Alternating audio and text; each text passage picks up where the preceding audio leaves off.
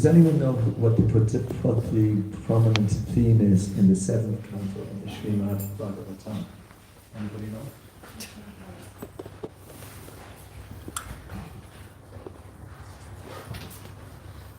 it is one personality who's really prominent in it, and that's going to be you guys. Okay, anybody tell me? Shingadev, yes, Shingadev Bhagavan Ki Jai.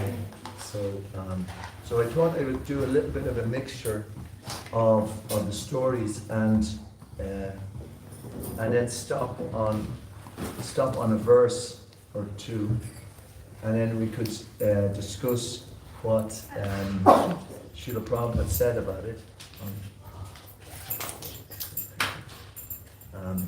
So we got a kind of a mixture of stories and the dreaded word philosophy. It's not dreaded, it's a wonderful word. But yeah. So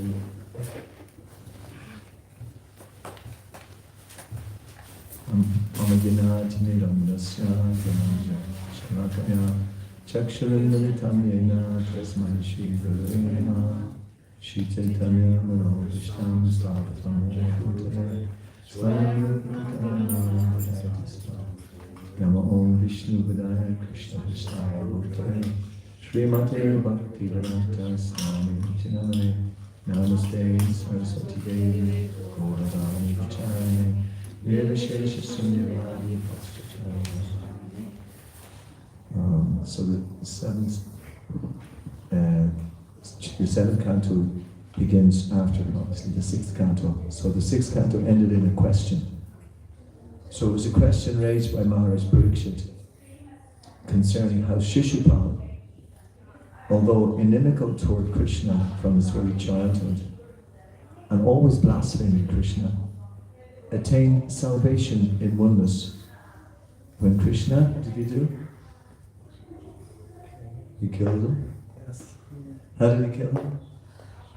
Because he's insulting it and just like after his 100th mistake. Oh yeah. And then he just like,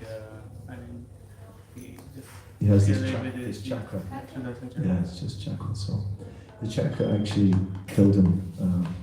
But if we know who Shishupal is, we won't feel too sorry for him, because he got a great birth anyway in this next life. So Shukadeva Goswami explains that because of their offences at the feet of devotees, two attendants of the Lord in Vaikuntha, named Jai and Vijay, became Hiranyakashipu, and who else? Hiranyaksha in Satya Yuga. And what's in the next yuga? Who did they become? Ravana and Kumbhakarna. And in the next yuga, Treta Yuga, they became Shishupal and Dantavakra at the end of Dwapara Yuga. Because of their fruitive acts, Jai and Vijay agreed to become the Lord's enemies. So it was all kind of arranged. And when killed in that mentality, they attained salvation in oneness. Thus, even if one thinks of the Supreme Personality of Godhead in envy, he attains salvation. What then is to be said of devotees who always engage in the Lord's service with love and faith, like us, isn't it? Yes. You're supposed to say yes to that. We don't want to be like Shishupal. So, and then what happened next? As described in this chapter, after the annihilation of Hiranyaksha, Hiranyaksha's sons and his brother Hiranyakashipu were very much aggrieved. Hiranyakashipu reacted very sinfully. Sorry, this will be in a story form, so if you can try to pay attention to the story. I'll try to read it with. Oh, it's too boring or anything like that.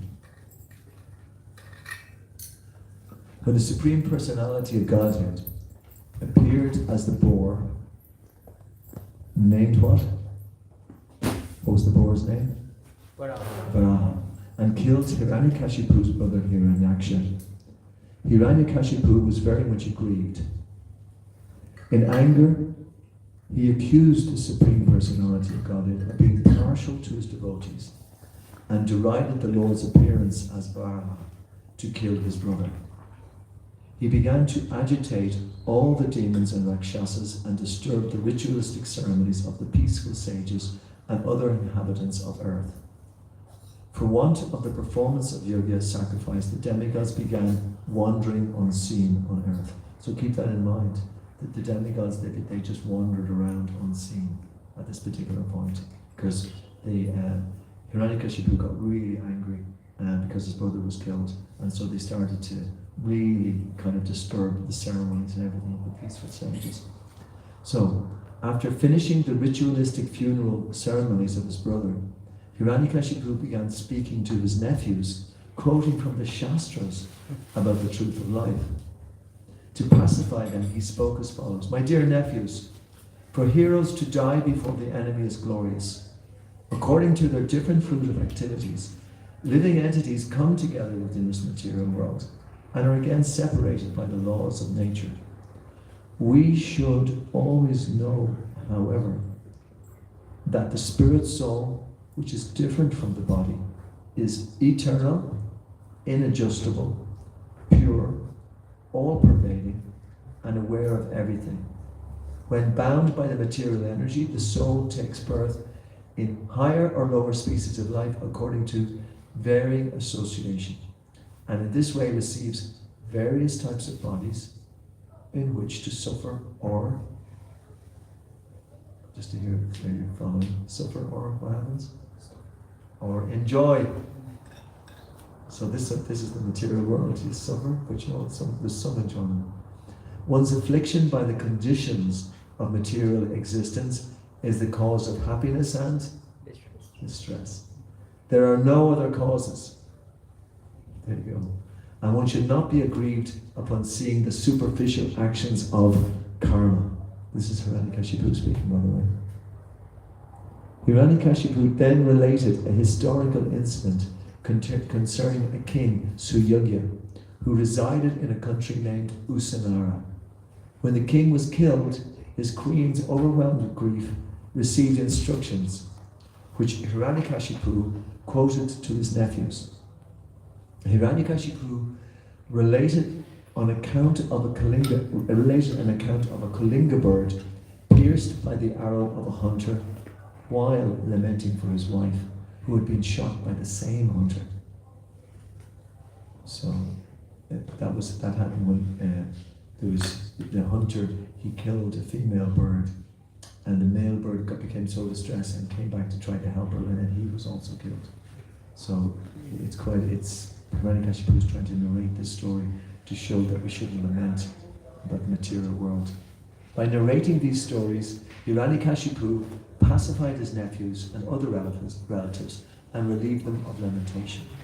Thus, having been pacified, Diti and Ushabanu, Hiranyakashipu's mother and sister-in-law, engaged their minds in spiritual understanding. And then came the next chapter. The next chapter is called Hiranyakashipu's plan to become immortal. Okay? This chapter describes how Hiranyakashipu performed a severe type of austerity for material benefit, thus causing great distress throughout the universe. Even Lord Rama, the chief personality within this universe, became somewhat disturbed and personally went to see why Hiranyakashipu was engaged in such severe austerity. Hiranyakashipu wanted to become immortal. He wanted not to be conquered by anyone, not to be attacked by old age and disease, and not to be harassed by any opponent. Thus, he wanted to become the absolute ruler of the entire universe. With this desire, he entered the valley of Mandara mountain and began practicing a severe type of austerity and meditation. Seeing Hiranyakashipu engaged in this austerity, the demigods returned to their respective homes. Okay? Do you remember I said the demigods went missing? Do you remember that? And now they've returned again, because Hiranyakashipu's out of the way. When he was there originally, they were all freaked out, and so they vanished. So now that he's doing this austerity, they're back again.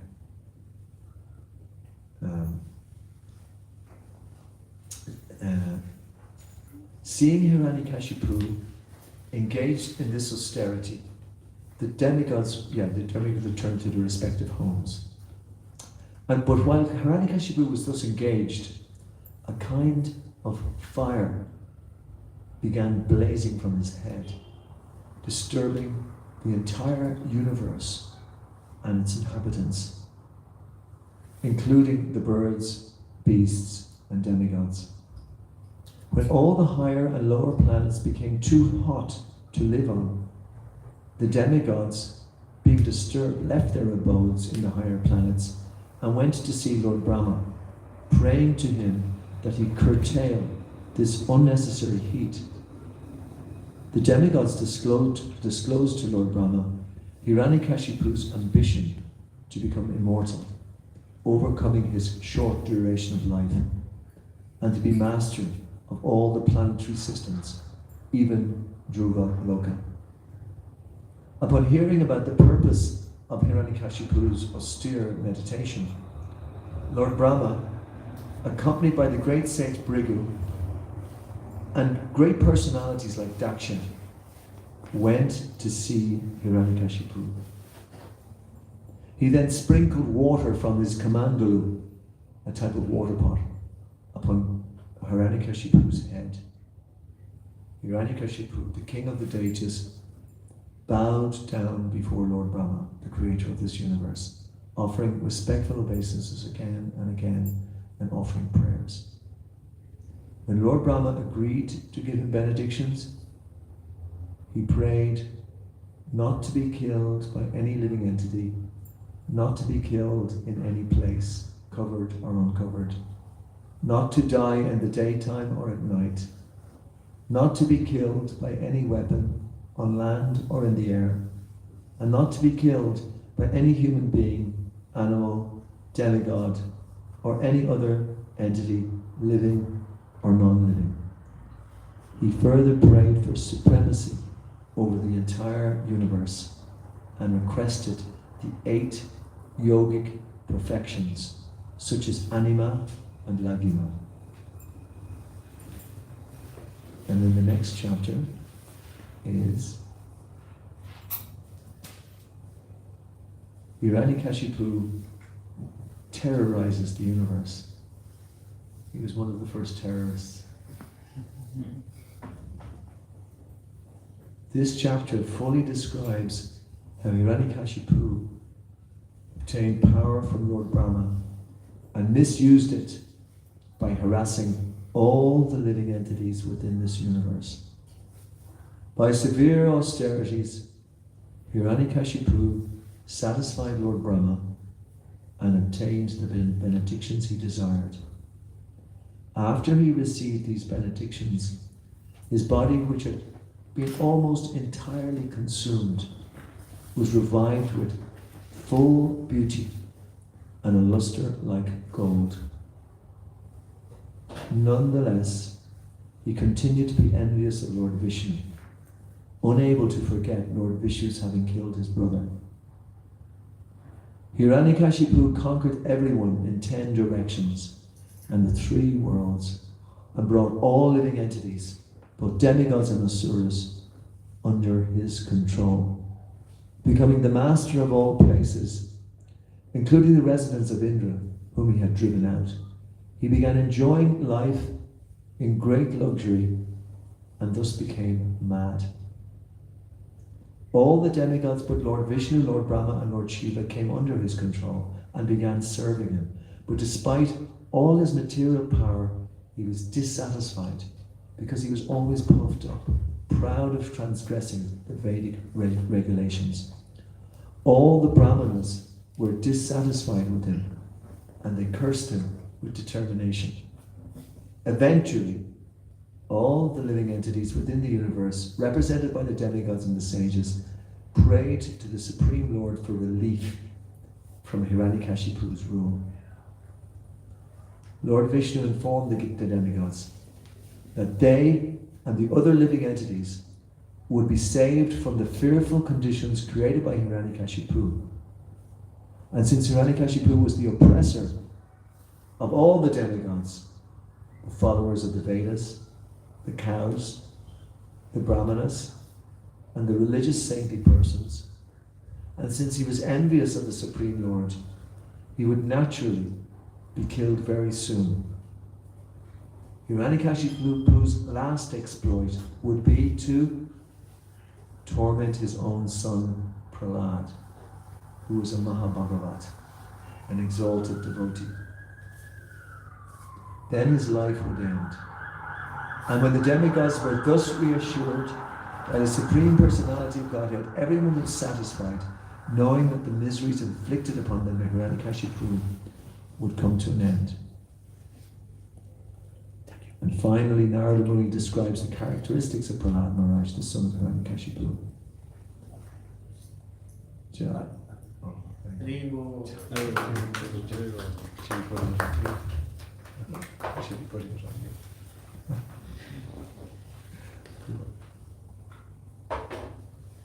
So now, there's 15 chapters in this. Now this is the last one I'm going to read, and then I'm just going to take some point by Srila Prabhupada. Prahlad Maharaj. Oh yeah, the name of this is Prahlad Maharaj, the saintly son of Hiranyakashipu. There's a reason why I'm saying it in this order as well. Because I'm after describing Hiranyakashipu and who he is and what he does. But Krishna has presented us with Prahlad Maharaj instead, as well. Not just Hiranyakashipu, but Hiranyakashipu and Prahlad. And so as that we will identify with Prahlad and know how to lead a saintly life. Okay? Prahlad Maharaj did not carry out the orders of his teachers, for he was always engaged in worshipping Lord Vishnu. As described in this chapter, Hiranyakashipu tried to kill Prahlad Maharaj. So you see that demon, he wanted to kill the devotee. See, it's very interesting. Even by having a snake bite him, and by putting him under the feet of elephants, yet he was unsuccessful. Hiranyakashipu's spiritual master, Sukracharya, had two sons named Sanda and Amarka, to whom Prahlad Maharaj was entrusted for education. Although the teachers tried to educate the boy Prahlad in politics, economics, and other material activities, he did not care for their instructions. Instead, he continued to be a pure devotee. Prahlad Maharaj never liked the idea of discriminating between one's friends and enemies, because he was spiritually inclined and he was equal toward everyone. So now the story begins. Once upon a time, Hiranyakashipu inquired from his son what was the best thing that he had learned from his teachers. So that's where I'm going to end the story. But I'll start it again with Srila Prabhupada. So he's after asking, what is the best thing? And this is what Prahlad said.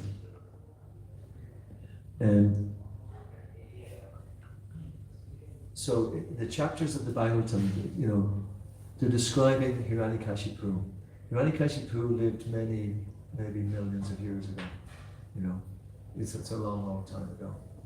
So why are we kind of studying stories from millions of years ago? How is that relevant today? Any answers on that one? Same problems. Yeah, very good. It's the same problems. And it's described in a graphic way because Hiranyakashipu is us. The Hiranyakashipu is actually us. But also, Prahlad is also us as well, in that sense. So the two are presented there. And Hiranyakashipu being, you can see what he wants to do. He wants to rule the world. He wants to stamp out the Brahminical culture. He wants to terrorize anybody who doesn't think that he's God. But believe it or not, folks, that is what's called the ahankar. or the false sense of I, the false ego. We desperately do not want to be dethroned or killed. The false ego is the one that wants to stay here in the material world forever and ever and ever. And despite how bad the material world is, and despite there's nothing here, but yet somehow or other, we take up that path of trying to remove God from our existence. That's what we do. That's what the world was created for, so that there's no God isn't there, so we can act out our little. So that's the way that's how the false ego cuts out God, and but the Bhagavatam is meant, even though it's millions of years old, it's meant for us now. We have to accept that to some degree. I'm not saying we're all complete raving demons here, but I'm saying that there's that side in us which needs to be rectified, and we cannot rectify it on our own. We just don't have the knowledge. The knowledge of the senses, the knowledge of the mind is not sufficient. You can go to Trinity for millions of lifetimes, and you still won't learn how to curb the false ego, unless of course there's some devotees there. So I'm sure them could completely. It's a tiny boy, 5-year-old, and there's a whole story from Vlad later on. If anyone wants to follow this chapter, just read the parts of it. He was a very tiny, very small boy, but because he had heard, and this is it, because he had heard the Bhagavatam in the womb of his mother, even though she wasn't initially devoted, but he had heard the Bhagavatam. Therefore, he was able to withstand, the false ego of the Hiranyakashipu. He had that ability because he was hearing the Srimad Bhagavatam. Somebody asked me this morning I was telling him about a book called the Prihat Bhagavatamrita, and we were talking about the Bhagavatam, and I actually mentioned that it's not even, the Bhagavatam is 18,000 verses. It's actually 14 and a half, 15, but some of them are counted double. But there's 18,000 verses. That's the understanding, and we need to hear that over and over again. We need to hear it 10 times. We need to read the Bhagavatam 10 times at least, not once, not a little bit. We have to set a goal for ourselves of reading the Srimad Bhagavatam 10 times. That's what I've come to conclude anyway, personally. Because you get loads every time you read it. You get loads out of it. But the more you read it, the more profound it becomes. The more relevant it becomes. I mean, I think quite a few people have heard of Carl Jung, and he talked about the collective unconscious, But this is what's here. This is the Bhagavatam. It's completely developed, incredibly here in Bhagavatam. And Prabhupada talked about Carl Jung. He said he was probably the closest of all the philosophers that he had heard that was, getting understanding of the nature of reality. Anyway, that's when one likes to study philosophy. So not only that, but Bhagavatam has all the information on science as well. Physics, chemistry, biology, because the physics and chemistry are the kind of the gross, like the material world, the gross elements in that sense. And then biology is like the kind of the internal things of the body and what's going on there. So all of that is actually explained in there as well. There's psychologies in the Bhagavatam. There's actually economics. There's the whole gamut of human knowledge is actually contained in that. And that's why I'm saying that sometimes it had been kind of, sometimes people say, but it doesn't match with science. Sometimes science is a difference between the distance of the moon and the sun and various things like this. But there's a group called the Bhaktivedanta Institute, and if you ever kind of get in touch with the Bhaktivedanta Institute, they've got some amazing courses, and they're all kind of academic PhD scientists and all of that. And now they're actually they're taking up a stance of challenging science, basically, to get their knowledge from the Bhagavatam. You know, it's a reversal role. It's not we're trying to fit in with what science and all whatever they have. No, we're trying to explain to them how their science can be better understood. You know, because the information in the Bhagavatam is aporo share, which means it's descending. It's descending from the spiritual world. It's considered to be that when Krishna left 5,000 years ago, the Bhagavatam came. You know. The Bhagavatam descended at that point. So this is our opportunity to associate directly with Krishna. You know? So that's a very interesting aspect of the Bhagavatam. So therefore I just want to get into the verse what Prahlad Maharaj said, and then very importantly, yes, come on in, it's okay, good. And very importantly, I want to talk about what Srila Prabhupada said, the purport. Shripaladavas Vachas Tat Sadumanye Suravarya Dehinam Sada Samudvigna Vyamna Sangrahat Hitvatma Patam Graham Andakupam Vanam Gato Yadarim Akshayata.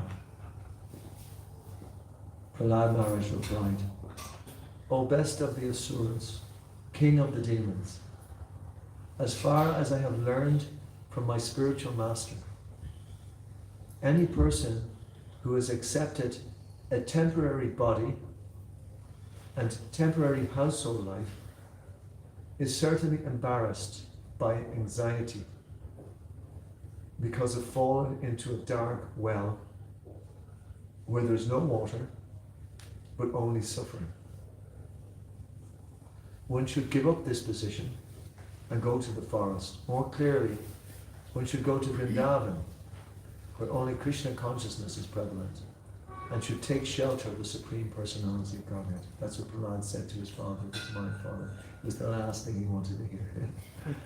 That's what Prahlad told him. And of course, Prahlad was victorious in the end because Krishna came as Lord Nrsimhadev and protected him. So that's why we're celebrating Lord Nrsimhadev's appearance there, because Lord Nrsimhadev will come and protect us also. Because it's a king. Hiranyakashipu, this is purport by His Divine Grace Srila Prabhupada Ki. Hiranyakashipu thought that Prahlad, being nothing but a small boy with no actual experience, might reply with something pleasing, but nothing practical. Prahlad Maharaj, however, being an exalted devotee, had acquired all the qualities of education. There's a famous verse in the Bhagavatam actually about what an educated person is like. Yayasti bhaktir bhagavati kinchana savar gunishtatra samasate sura harava bhaktasya kato mahagana manorate asati davato rahi. One who has unflinching devotional faith in Krishna consistently manifests all the good qualities of Krishna and the demigods. However, he who has no devotion to the Supreme Personality of Godhead has no good qualifications, because he is engaged by mental concoction in material existence, which is the eternal feature of the Lord. That's 5.8.12 in the Bhagavatam. So here Prabhupada talks. So-called educated philosophers and scientists who are simply on the mental platform cannot distinguish between what is actually sat, eternal, and what is asat, temporary. Why is that a problem? It's a question. Why is that a problem? Can anyone say? So-called educated philosophers and scientists who are simply on the mental platform cannot distinguish between what is actually sat, eternal, and what is asat, temporary. Why is that a problem? You know, someone can't distinguish between something that's temporary and what's eternal. Anyone? It's okay, you can give a wrong answer as well. I'm not going to blind anybody. Because the body is temporary. Yes, that's exactly. Yeah, the body is temporary. So see, the thing is that people then they can't distinguish. They often think that the temporary body is all there is eternal kind of thing, and they identify themselves with that body. So that's what is a problem. Because at the point of death, you're going to have a problem. Wait a minute, I thought I was I wasn't eternal after all. So that's why there's going to be a problem. That means we're going to get false information. Like if you start with 1 and 1 or 3, all your mathematics after that are going to be wrong. You know. So therefore, you need to know what is temporary and what's eternal. Those is the first in the Bhagavad-gita. I'll even run up to Nishat and get a burfi for somebody who can quote a verse from the Bhagavad-gita.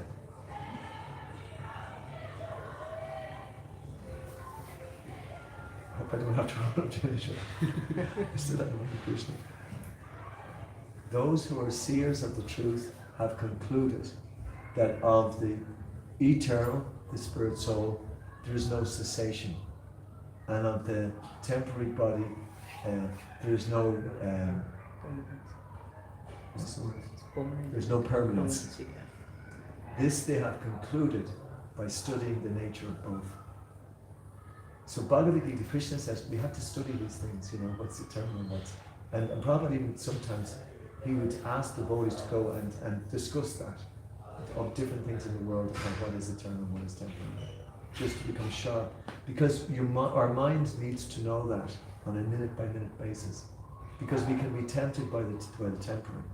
You know, we can think, oh yeah, maybe this is okay. Oh, maybe I'll have this. Maybe, you know, and the mind is constantly throwing. I mean, we're living in a contaminated atmosphere, completely contaminated atmosphere. You know, so contamination. What that means is that we're constantly being, you know, tempted to do this on a temporary basis, because the majority of people are acting on the temporary platform. Do you know what I mean? I mean, the general mentality is all temporary. Just eat, drink, and be, you know, you go out, have a pint again, you'll be happy. You know, put a bet on the horses. You know, and you know, I'm a beautiful man, I'm a beautiful woman, and you know, it's constant. It's not just. I mean, you know, even this morning, I actually had to move my van because I wanted to get into a place this morning, which I wouldn't have to pay extra parking fees. And you know, it was 5:20, 5:30. There were people still celebrating, you know, and you know, there was some people suffering terribly, because that can happen. You know, I often felt that, you know, because there's some people out there and they're in a completely destitute situation. They're just dragging their sleeping bag from one place to the next. And you know, I seriously don't see that much difference. You know, I really don't. You know, it could very easily be any one of us. Very easy. So in that sense, there's no difference in that situation. But we have that opportunity to put an end to this cessation. I mean, that's just gross suffering. You know, you can see. Whereas the other people, they seem to be grossly enjoying. Like if you go to the heavenly planets on the other side of the Liffey, you know, people are in the Shelburne Hotel. They seem to be having a great time there. You know, £500 a night. You know, I mean, go to the West and it's for $475, but it's nearly the heavenly planets. But you know, it can be like that. You go for the you know, you think that this is what I want, because this obviously what everybody wants. It seems to be the best thing. But having studied the nature of it for my 60-something years. There's Ishwar, he studied the nature of the material world for a little over 80, and John, you know, I'm sure you've concluded that, you know, even the promise of Dublin 2, Dublin 4, and Dublin 6 of the wonderful living, you know, it's not going to help to the point of death, right? There's the seeming enjoyment that you're going to have. It's not going to happen, you know. It just finishes. But there's no difference between the person who's suffering badly and the person who's seemingly having a great time, seemingly. In fact, probably the person who's suffering is in a better position, you know, ironically. Although none of us will go out and try to suffer, you know. But this is the nature of the world. This is, they have concluded by studying the nature of both, you know. So that's the type of concentration that we need to get to leave this world and not come back. You know, that's what we need, and that's why the yoga system, as I say, it's a very contaminated age, but the yoga system for this age is constant chanting of the holy name. You know, constant chanting of the holy name as much as we can, because the mantra is there to deliver us from the mind wandering in all sorts of places. That's what it's meant to do. Now, even when we're chanting, we'll find that the mind is going into all different places. When we chant together, it's a little bit easier, actually. It's a little bit better. You know, the Kirtan, it can do that. But we're kind of really on our, you know, we're really on our, we're up against it when we're chanting, you know, maybe we're chanting at home. Hare Krishna, Hare Krishna, Hare Krishna, Hare Krishna. But that's really where the battle is, you know. That's where the real battle is won. Because if we can control the mind at those points and focus it on the mantra, then Krishna actually appears in the mantra, you know. It's just like Lord Nrsimhadev appears in that sense. He comes and protects the devotee.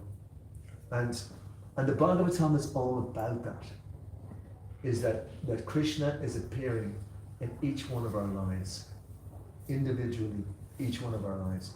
We don't have to think about anybody else, you know. That's why this Bhagavatam is for Nimatsalana, people who are not envious. Because if we spend our time thinking of somebody else, we're not going to recognize Krishna in ourselves, because we're too busy not focusing on Krishna. But that's what the Bhagavatam reveals Krishna. The Kirtan and all of that, that's to help us to focus on Krishna. You know, the Bhagavatam is considered, the first and the second cantos are like Krishna's feet, you know, and we have the deity form of Krishna. You know, Krishna is standing with three bending form, and so that is that's the goal in that sense. The Bhagavatam teaches us how to meditate on Krishna, and we'll be given so many lessons as well how to do that, and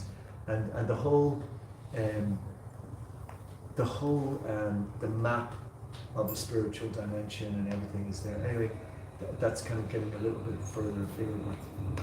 But this meditation on Krishna is vital, is important, and Krishna will speak to you. You know, Krishna will start to speak.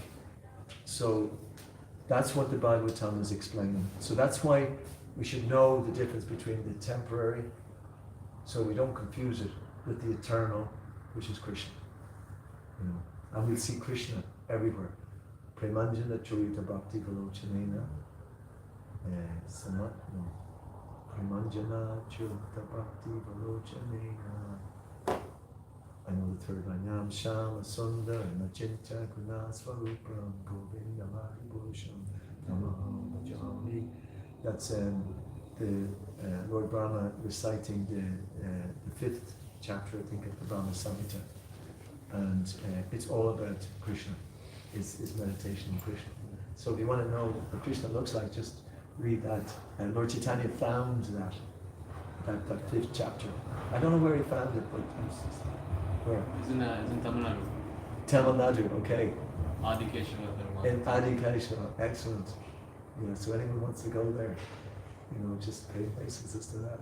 But that's where Lord Chaitanya found it, and we sing it every morning in the temple. Govinda Madi Purusham Tamaham Pujami, 2 verses. So this is what our philosophy is about. It's explaining that, how to meditate on Krishna. The Vedic injunction is Asatu Ma Yotir Gama. Everyone should give up the platform of temporary existence and approach the eternal platform. The soul is eternal, and topics concerning the eternal soul are actually knowledge. Elsewhere it is said, Apashitam Atma Tattvam Griheshu Grihamedina. Those who are attached to the bodily conception of life and who thus stick to life as a grahasta or householder on the platform of material sense enjoyment cannot see the welfare of the eternal soul. Prahlad Maharaj confirmed this by saying that if one wants success in life, he should immediately understand from the right sources what his self-interest is and how he should mould his life in spiritual consciousness. One should understand himself to be part and parcel of Krishna and thus completely take shelter of his lotus feet for guaranteed spiritual success. Everyone in the material world is in the bodily conception, struggling hard for existence, life after life.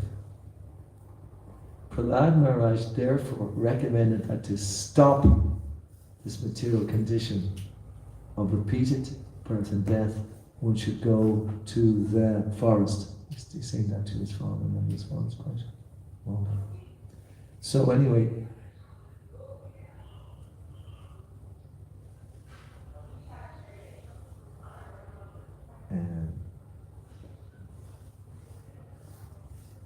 is there any questions, any comments anyone would like to ask? Right, anything at all is fine. I don't want to be presenting myself as some sort of know-all. I don't know all. Just repeating the verses here.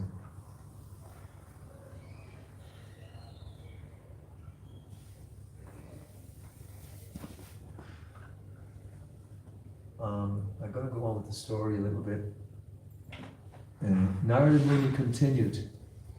When Prahlad Maharaj spoke about the path of self-realization and devotional service, thus being faithful to the camp of his father's enemies, Hiranyakashipu, the king of the demons, heard Prahlad's words and laughingly said, "Thus is the intelligence of children spoiled by the words of the enemy."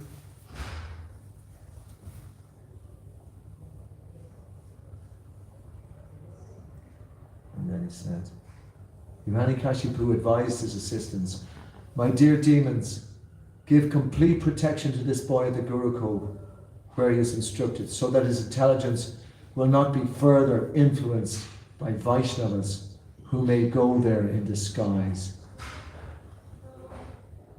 And then he said,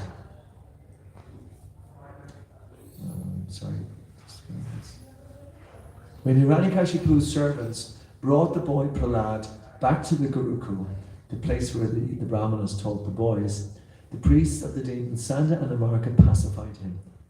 With very mild voices and affectionate words, they inquired from him as follows: "Dear son Prahlad, all peace and good fortune unto you.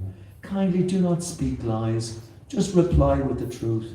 These boys you see are not like you, for they do not speak in a deviant way. How have you learned these instructions? How has your intelligence been spoiled in this way? O best of your family, Has this pollution of your intelligence been brought about by you or by the enemies? We are your teachers and are very eager to hear about this. Please tell us the truth. Prahlad Maharaj replied, let me offer my respectful obeisances unto the Supreme Personality of Godhead, whose external energy has created the distinction of my friend and my enemy by deluding the intelligence of men. Indeed, I am now actually experiencing this, although I had previously heard it from authoritative sources. So then Prabhupada and in the Bhagavad goes on to explain about this whole idea of enemy and friend. And the demons did not want to hear that. They just did not want to hear it. They just wanted to hear, demoniac things. So then they said, oh, bring me a stick. This Prahlad is damaging our name and fame. Because of his bad intelligence, he has become like a cinder in the dynasty of the demons. Now he needs to be treated by the fourth of the four kinds of political diplomacy. This rascal Prahlad has appeared like a thorn tree in a forest of sandalwood. To cut down sandalwood trees, the axe is needed, and the wood of the thorn tree is very suitable for the handle of such an axe. Lord Vishnu is the axe for cutting down the sandalwood forest of the family of demons, and this Prahlad is the handle for that axe. Sanda and Amarka, the teachers of Prahlad Maharaj, chastised and threatened their disciple in various ways and began teaching him about the paths of religion, economic development and sense gratification. This is the way they educated him. After some time, the teachers Sanda and Amarka thought that Prahlad was sufficiently educated into diplomatic affairs of pacifying public leaders, appeasing them by giving them lucrative posts and other political things. And then one day, after Prahlad's mother had personally washed the boy and dressed him nicely with sufficient ornaments, they presented him before his father. When Hiranyakashipu saw that his child had fallen at his feet and was offering obeisances, as an affectionate father, he immediately began showering blessings upon the child and embraced him with both arms.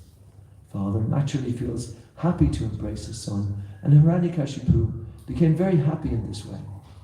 Narada Muni continued, my dear King Yudhishthira, Hiranyakashipu seated Prahlad Maharaj on his lap and began smelling his head, with affectionate tears gliding down from his eyes and moistening the child's smiling face. He spoke to his son as follows. Hiranyakashipu said, my dear Prahlad, my dear son, O long-lived one, for so much time you have heard many things from your teachers. Now please repeat to me whatever you think is the best of that knowledge. Anyone know what he's going to say next? 9 processes of love. Yeah, he tells them the 9 processes of devotional service. And does Hiranyakashipu want to hear that? After hearing these words of devotional service from the mouth of his son Prahlad, Hiranyakashipu was extremely angry, his lips trembling. He spoke as follows to Sanda, the son of his guru, Sukracharya.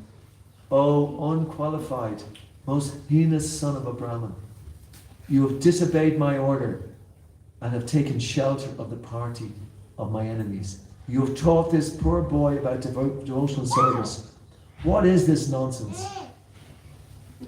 In due course of time, various types of diseases are manifest in those who are sinful. Similarly, in this world there are many deceptive friends in false garbs, but eventually, because of their false behavior, their actual enmity becomes manifest. O enemy of King Indra, whatever your son Prahlad has said was not taught to him by me or anyone else. His spontaneous devotional service has naturally developed into him. Therefore, please give up your anger. Do not unnecessarily accuse us. It is not good to insult a Brahmin in that way. When Hiranyakashipu received this reply from the teacher, he again addressed his son. I hope everybody's still awake. Are you enjoying the story, children? Yes. Okay, thank you. At least somebody. Hiranyakashipu said, you rascal, most fallen of our family, if you have not received the education from your teachers, where have you gotten it? Prahlad Maharaj replied, because of their uncontrolled senses, persons too addicted to materialistic life make progress toward hellish conditions and repeatedly chew that which has already been chewed. Their inclination toward Krishna are never aroused, even by the instructions of others, by their own efforts, or by the combination of both.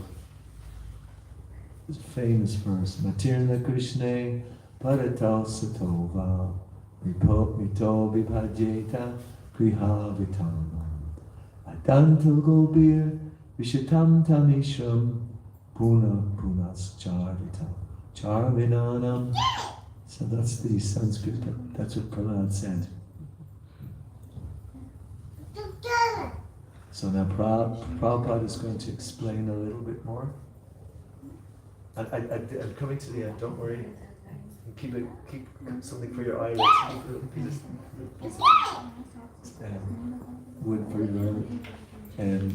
Because it's very important, because actually the Srimad Bhagavad, this is Lord, this is Lord Nrsingadev's appearance they were celebrating. It's the 7th canto in the Srimad Bhagavatam of 12 cantos, but it is an extremely important canto. Now, it's very difficult to summarize, 2,000 verses in 30 minutes or whatever.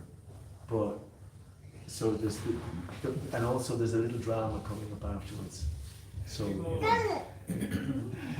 so this is just kind of the intro to the drama. And,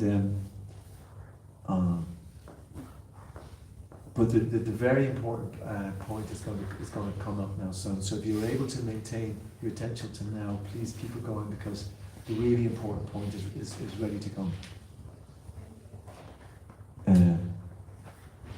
In this verse, the words Matirna Krishna refer to devotional service rendered to Krishna. So-called politicians, erudite scholars and philosophers who read Bhagavad-gita try to twist some meaning from it to suit their material purposes. But the misunderstandings of Krishna will not yield them any profit, Bhagavad is saying. And he says that a materialistic person tries to enjoy sense gratification in different bodily forms, life after life. And that's us. But is still unsatisfied. But the Bhagavad-gita says this important verse, Bhogeshvarya prashaktanam taya parita chetasam yavasayatmaka buddhi samadho navadiyate. In the minds of those who are too attached to sense enjoyment and material opulence, and who are bewildered by such things, the resolute determination for devotional service to the Supreme Lord does not take place. So that's what we've got to avoid that, We have to avoid that so that we can get that determination to serve the Krishna, so that we can, the result will be spoken about here. Those who are attached to material enjoyment cannot be fixed in devotional service to the Lord. They cannot understand Bhagavan Krishna or his instruction Bhagavad-gita. Adanta Gopir Vishitam Tamishram, their path actually leads towards hellish life. I was talking about going out in the street there this morning and seeing people dragging their sleeping bags after them, and their possessions in a big Dunn Stores bag or something, and they couldn't sleep, they had nowhere to sleep. Everybody here had a good sleep last night? They had nowhere to sleep, 5 in the morning, they were still, shuffling around. So that we consider hellish life, But even in the heavenly planets, on the other side of the Liffey, even if they're sleeping in wonderful beds in the Shelburne Hotel, I'm nothing against the Shelburne Hotel, even if they're having a brilliant sleep, they're heading towards hellish life. Can you imagine? Hellish. It's astounding, but that's the reality. We get attracted to that. We think this is it. Well, I want to be this. I want to go here. or whatever version that is. But we have to leave this world, to get out of this place. So we have to get this determination to do it. And it's all the publicity to the opposite. As confirmed by the Shabbaday, but this is the crunch point. Mahat Sevam Dvara Mahur Vimukte. One must try to understand Krishna by serving a devotee. The word Mahat refers to a devotee. Okay? So keep that in mind. You have to serve a devotee. Mahatmanas tumam partha daivam prakatam ashrita bhajantyana manaso gatva bhuta ramavyayam. O son of Pritha, those who are not deluded, the great souls, are under the protection of the divine energy. They are fully engaged in devotional service because they know me as the Supreme Personality of God, original and inexhaustible. So start looking seriously. Symptom, fully engaged in devotional service. A Mahatma is one who is constantly engaged in devotional service, 24 hours a day. As explained in the following verses, unless one adheres to such a great personality, one cannot understand Krishna.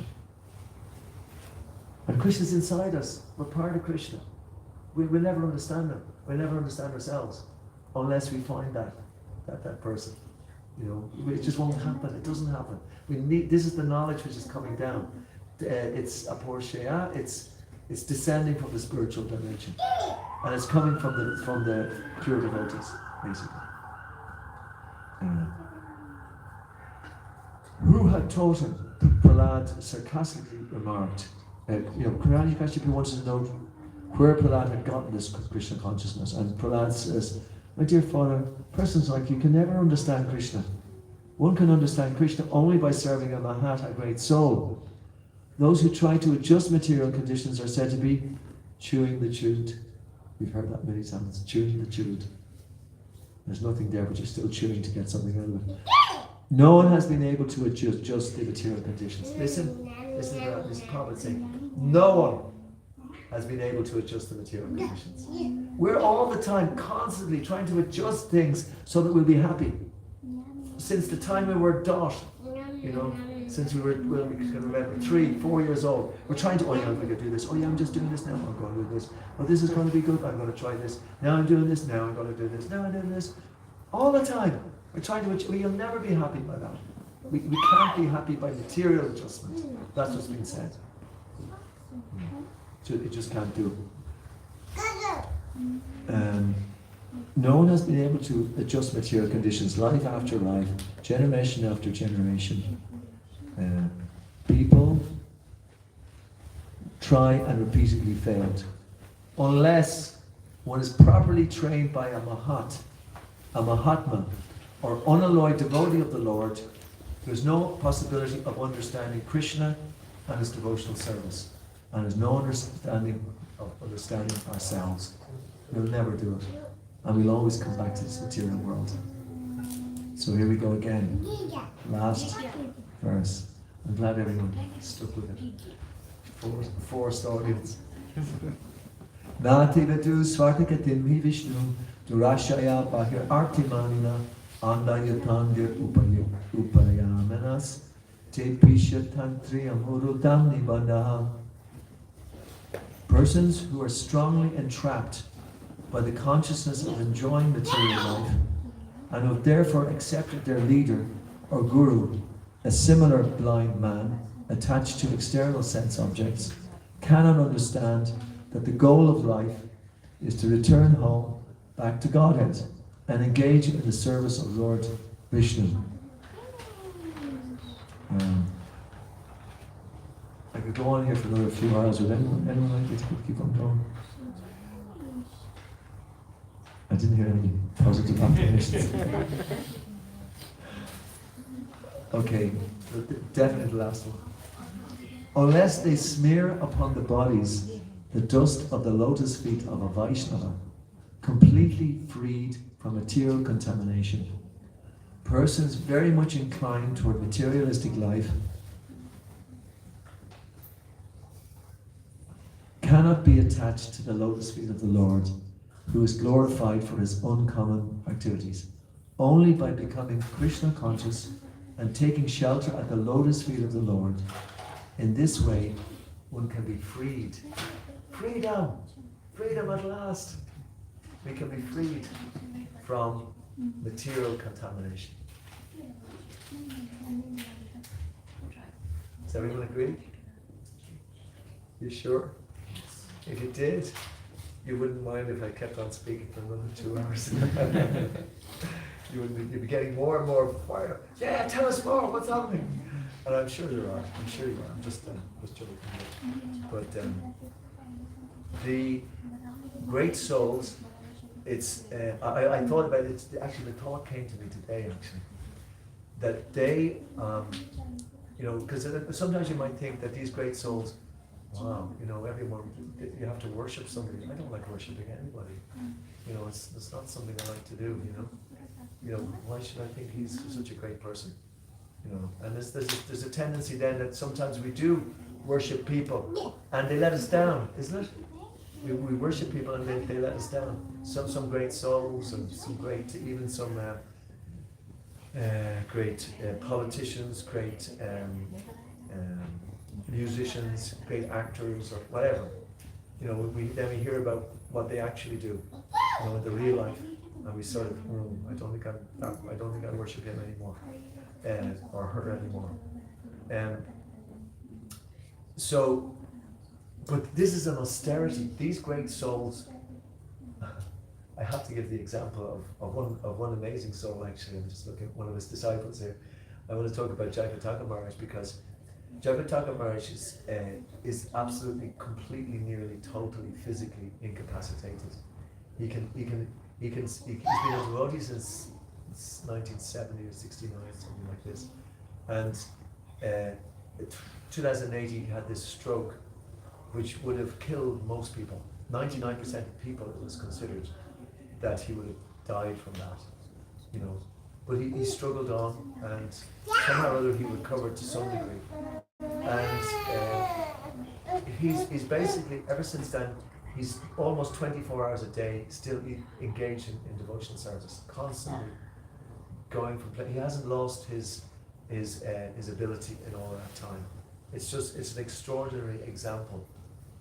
There's no way he should stay here on this planet. Most people would just, anything just to leave it. But he stays on just so that more people can take to Krishna consciousness. No, she's wonderful. That's Garungi.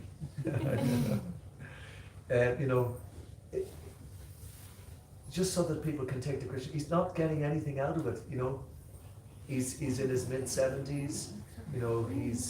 He's very incapacitated. He has to get so many different operations after time, and he comes out even stronger. After those, he gets people to take to Krishna consciousness more. They're not getting anything out of it, I'm saying.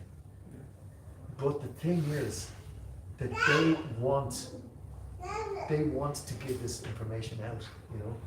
It's not that they're saying that I'm great because this is the usual thing. When somebody has something great, they think they become really, really proud or whatever. Think I've got so many things. These devotees, they really just want to give this information to everybody because they've been gifted it by their spiritual guides, by the other great mahats. And just one other point there.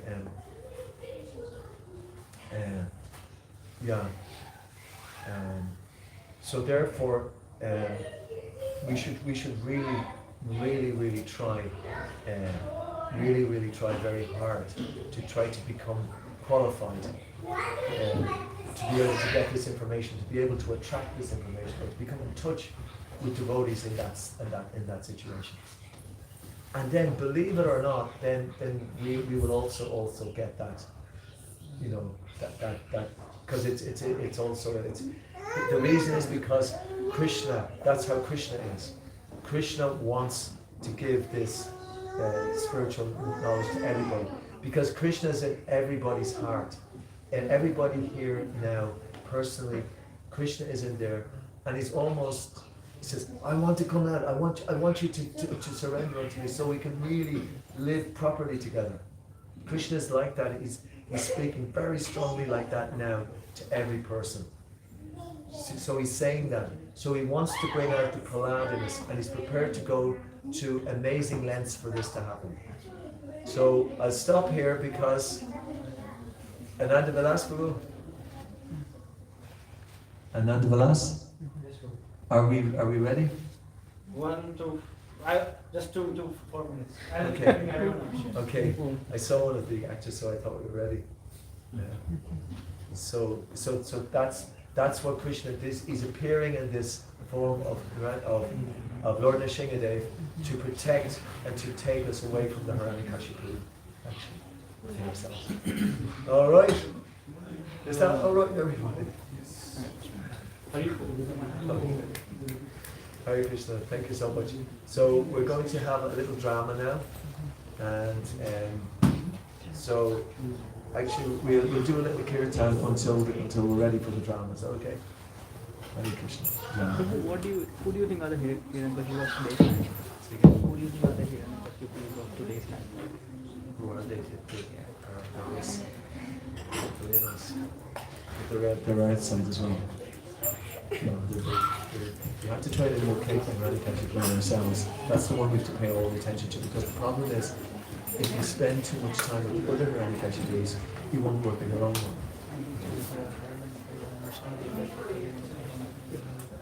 Okay. Oh, are we nearly there? Ready? Yes, Prabhu.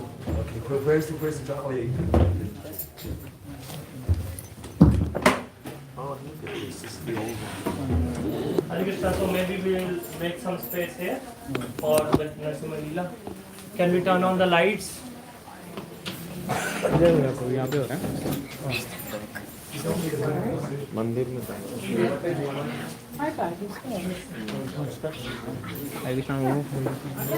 उनका गांधी जी मन लेगा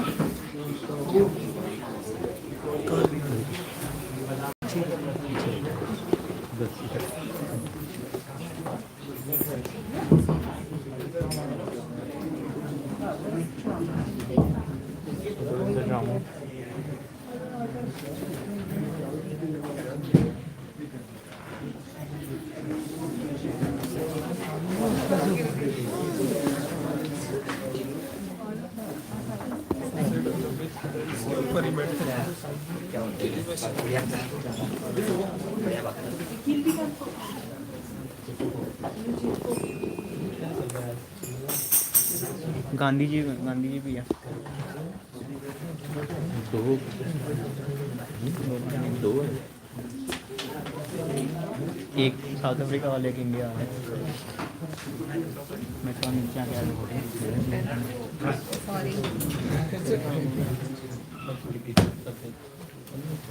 Hare Krishna.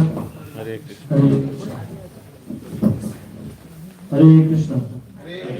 Hare Krishna. So those who are standing, if they want to sit, they can sit here. They can sit, see from the side as well. So, yeah, please come in here. We have space. Those who are outside, please come.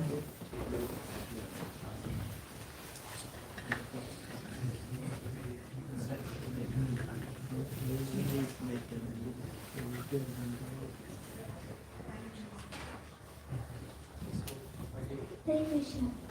Long ago, there was a powerful demon king named Hiranyakashipu. He wanted everyone to worship him as God, but his own son Prahlad was a great devotee of Lord Krishna.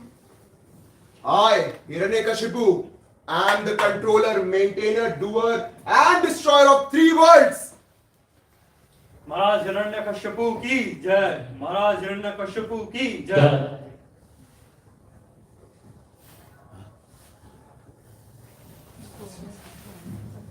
He did great austerities and got a special boon. He could not be killed easily by anyone.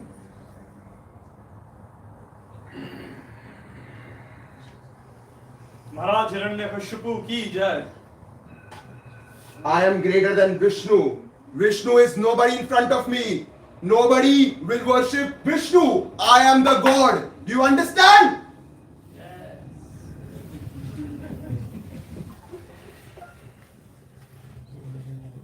Scene 2, Prahlad in his school.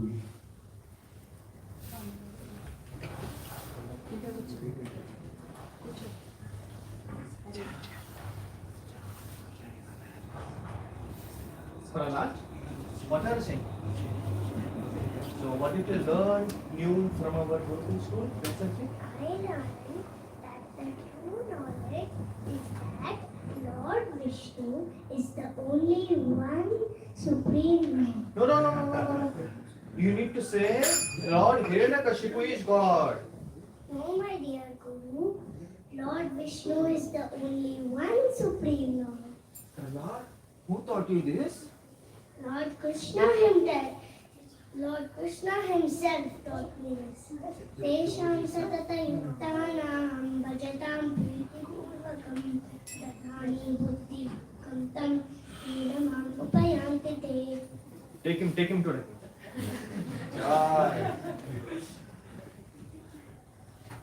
Scene 3. Hiranyakashipu comforts Prahlad.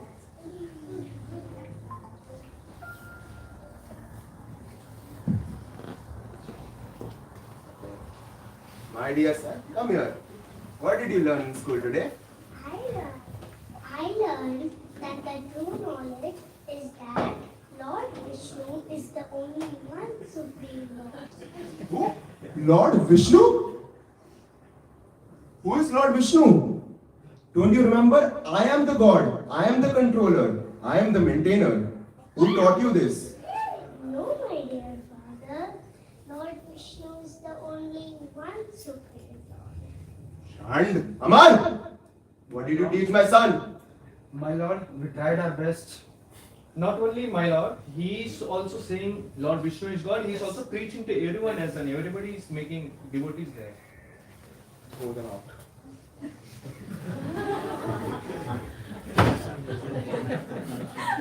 Where is this confidence coming from? Do you see Krishna? Do you see Vishnu anywhere? Yes, my dear father. Where can you see him? Do you see anywhere Vishnu? Call him. I'll kill him. I can see him in this devotee. I can see him in this devotee. I can see him everywhere. I can see him in this pillar. You see him in this pillar? You see him in this pillar?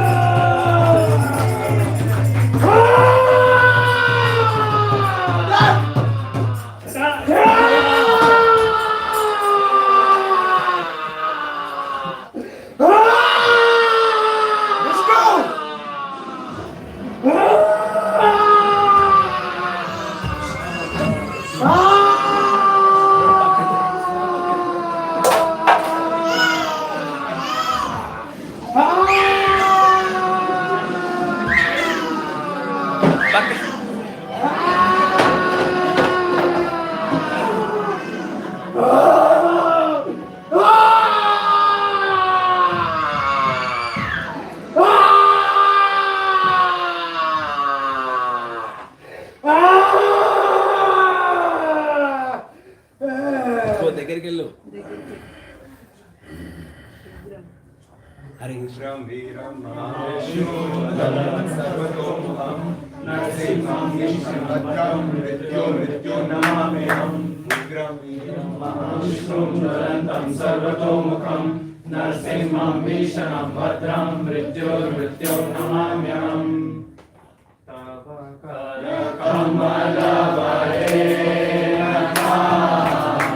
Adhuta Singha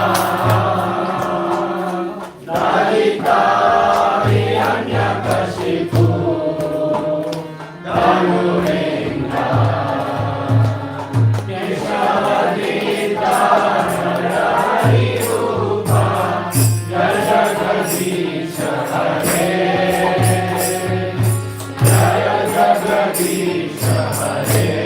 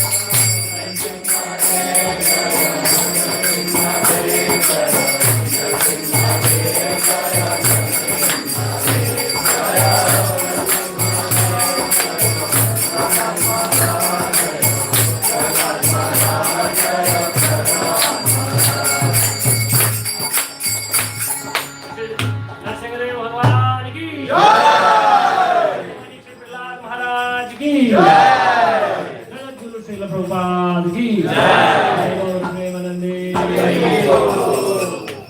Krishna. Hare Krishna everyone. So I would like to thank those devotees who took part in this drama. So initially we planned to perform a big drama because we were planning for some big program today along with our announcement for our new temple project, but we are planning that for July. So we planned this small Leela drama just for Sunday program. So I would like to thank all our actors or the devotees who took part in this.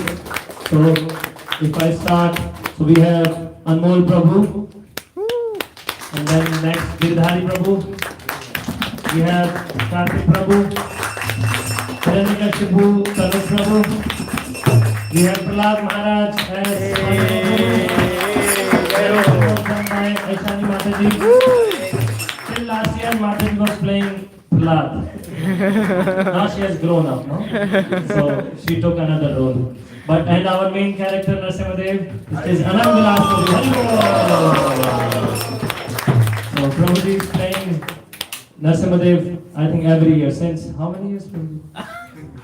9 years. Till we like maybe many more to come. The drama started. So many more. So thank you everyone. Now we will do Aarti and then Krishna.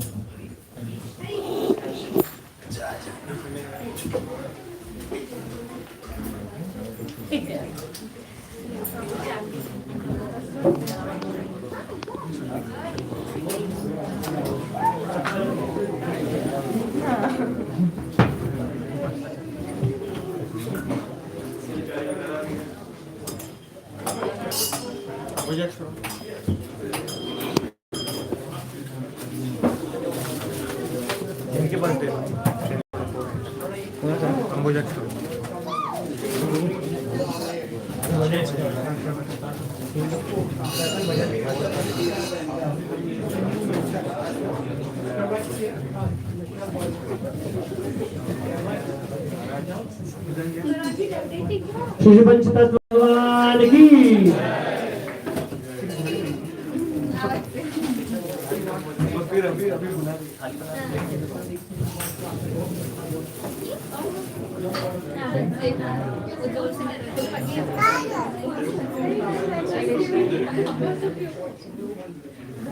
की बजयो जयो गौरा चंदे आरती कसूभा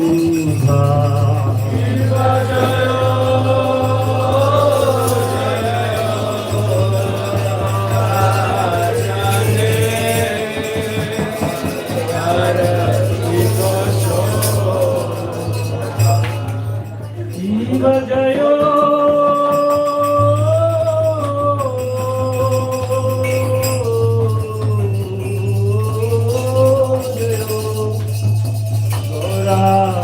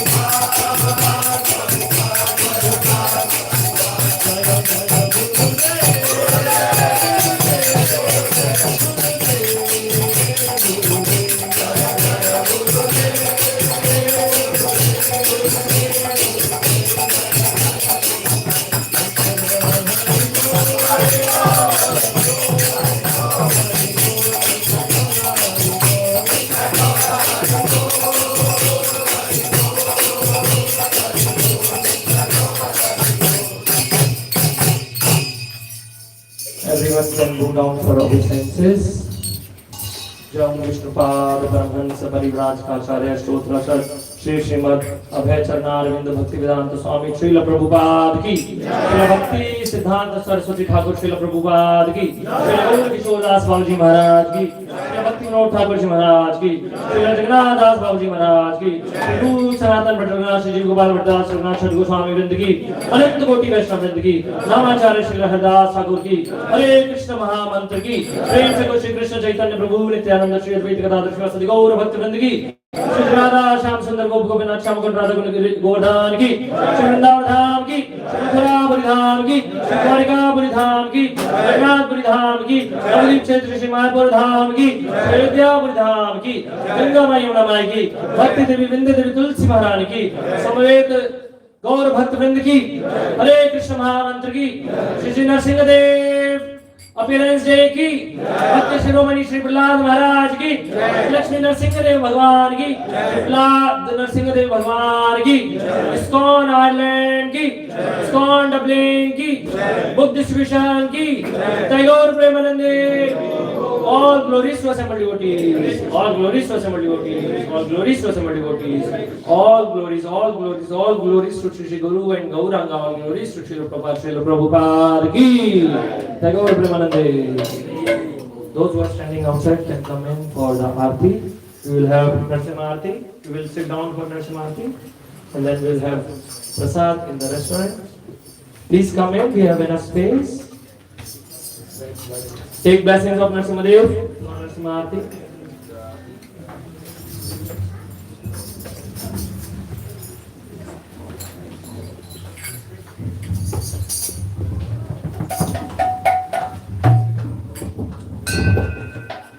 Those who are standing outside, please come in. We have enough space.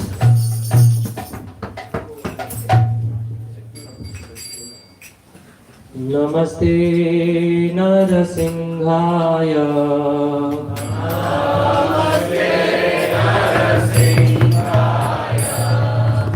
Namaste Narasimhaya. Narasimhaya.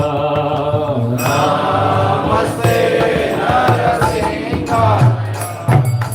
Namaste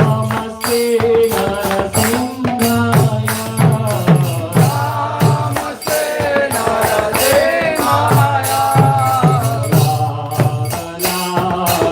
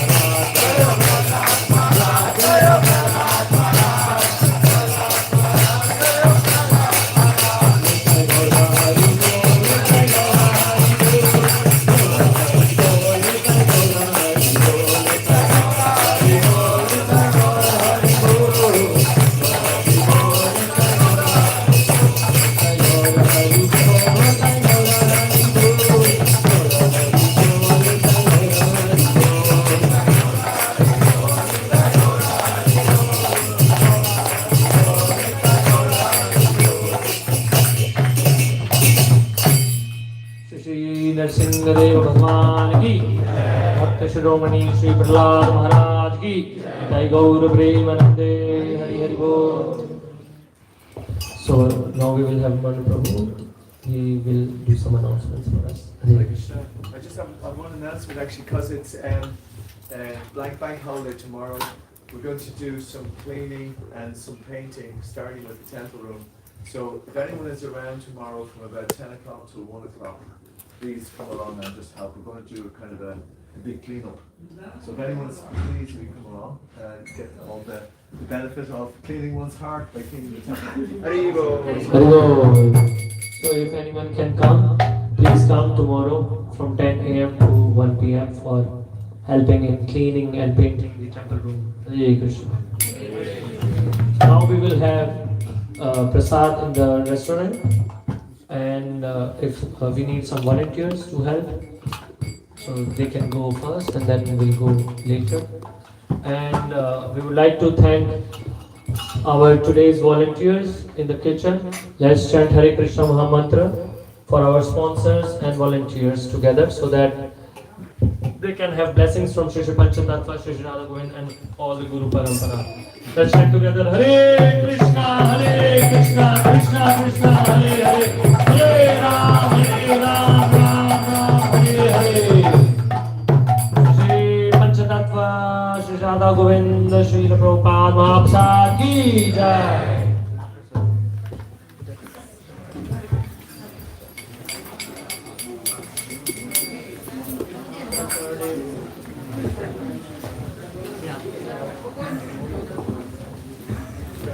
Mahaprasade Govinde Nam Brahmani Vaishnave. Mahaprasade Govinde Nam Brahmani Vaishnave. Punyavati Rajan Vishwas Deva Jayate. Jaya Vidya Jodi Priya Jayega. Dive Preme Vide Kale Kara Makkar Dimati. Logo Moy Sindhuvati Vake Vita Krishna Krishna Vado Jalo Vai Sari Vai Krishna Jai. Sapnagara Dinno Vai Hey Anna Vipao Radha Krishna Krishna